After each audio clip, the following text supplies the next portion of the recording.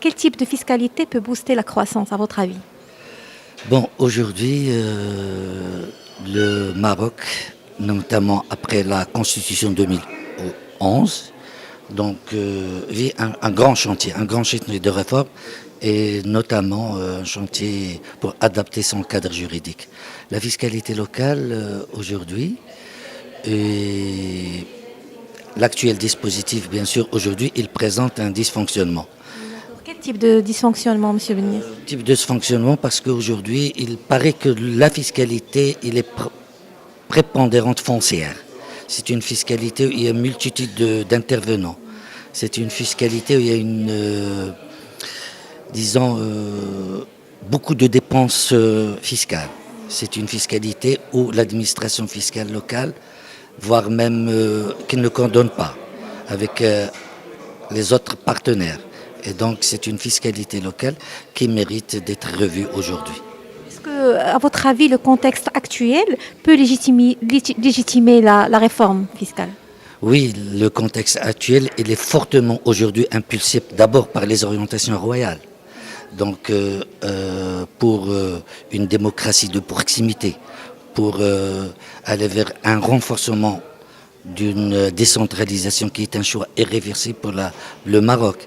Aussi, les nouveaux principes de la nouvelle constitution, à savoir la régionalisation avancée, le principe de libre administration. Aussi, et pour la première fois, qui a été constitutionnalisé de transfert de compétences, transfert de ressources. Et aussi, c'est un principe de gouvernance. Il y a un dosage de gouvernance et de bonne gouvernance. Et bien sûr, responsabilité et reddition des comptes. Voilà le contexte actuel. N'oublions pas aussi que les recommandations des différentes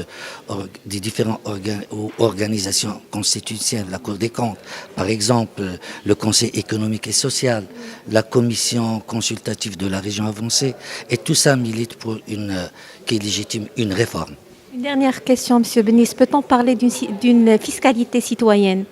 Oui, pour arriver à une fiscalité citoyenne, d'abord, il faut qu'il y ait des préacquis. Premier préacquis, c'est de revoir ce document, cette loi 4706, donc la voir dans sa globalité, donc la simplifier. Donc simplifier, introduire la notion d'équité, de justice fiscale et aussi de repenser le mode de gouvernance locale et donc l'unicité dans la gestion de la fiscalité locale.